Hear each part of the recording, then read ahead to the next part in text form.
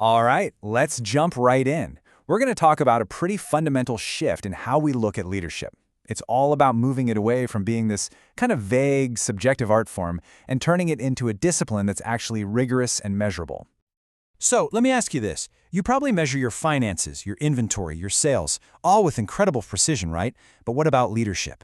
It's arguably the biggest performance multiplier in any organization, and yet most of the time we just manage it by gut feeling. We're here to change that. We all know this person. Maybe you've even been this person, the hero leader. They're the one who's always there to save the day, the go-to person in any crisis. They feel completely essential and, let's be honest, there's a certain thrill that comes with being the indispensable one. But here's the problem. What looks and feels like incredible commitment is actually a huge structural flaw. This total reliance on a single hero creates deep dependencies, major bottlenecks, and the organization starts quietly bleeding out from these massive hidden costs. First off, team productivity can just tank by as much as 40%. Think about it. When every single decision or approval has to go through one person, the entire system grinds to a halt, just waiting for the hero to swoop in. They literally become the hard ceiling on what the team can achieve. And what happens next? You lose your best people. Voluntary turnover can shoot up by 25%. Your most ambitious, talented people don't just want to follow orders, they want autonomy, they want ownership. And when they can't get it, they walk, taking all their potential with them. And here's the most damaging cost of all.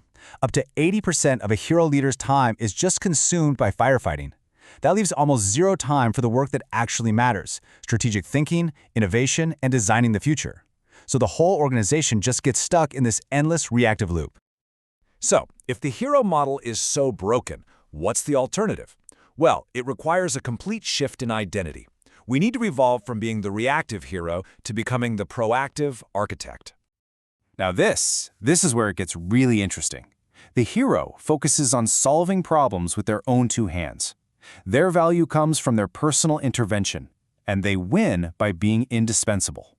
The architect, on the other hand, focuses on designing systems that prevent problems from ever happening. Their value is in the processes they build, and their ultimate success is to become operationally unnecessary. Not redundant, mind you, but liberated to do more important work. This brings us to the tool that makes this all possible, the balanced scorecard. This analogy is perfect. You wouldn't fly a plane by only looking at the fuel gauge, right? Of course not. You need to monitor the engines, cabin pressure, your flight path, everything. The balanced scorecard is that complete control panel for leadership. The architect's blueprint is built on 4 interconnected perspectives that give you that full 360-degree view of leadership performance. It's about balancing past results with the indicators that predict future success. Let's start where every business analysis has to, the bottom line. This first perspective is all about translating leadership quality into hard numbers. We're asking a really simple question. Is this leader's team actually a net positive on the balance sheet? So how does an architect prove their worth in dollars and cents? Well, first, through the talent retention rate. High retention isn't just a nice-to-have. It's a direct, measurable saving.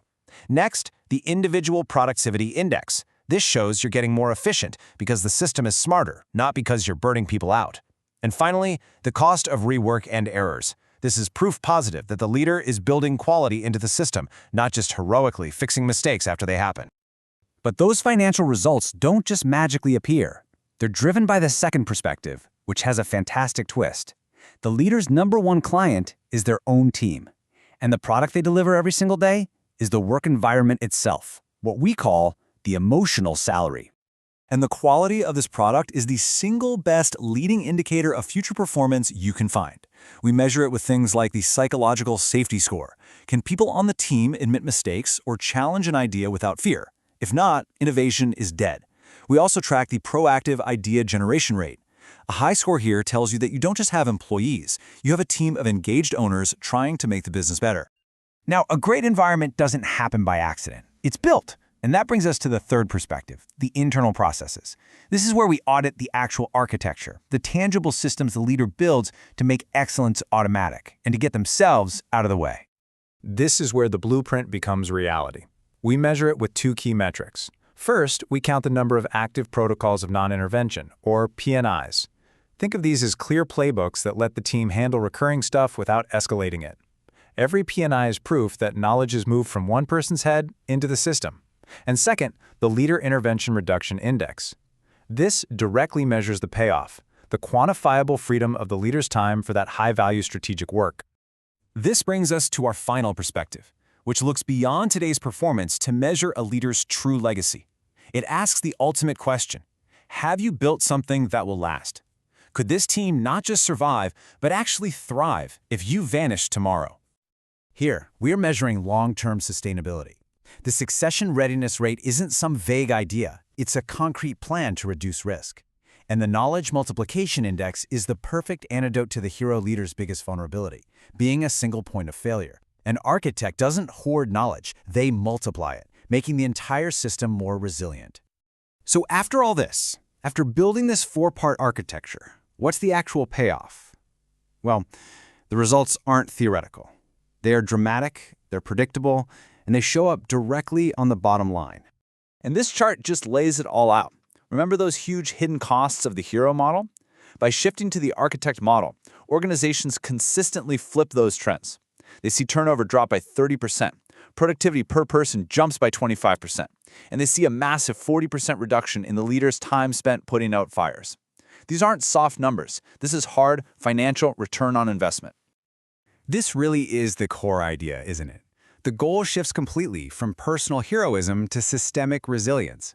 The architect is valued not for the fires they put out, but for all the fires that never even started thanks to their design. Ultimately, what this all means is we have to stop rewarding visible effort and start demanding invisible architecture. The measure of a leader's success is no longer how tired they are at the end of the day, but how robust and self-sufficient the system they've built really is. So I'll leave you with this final thought. What is one recurring fire you are constantly putting out? What is the first small step you can take right now to design a simple protocol so it never happens again? That right there, that is the first step on the path from hero to architect.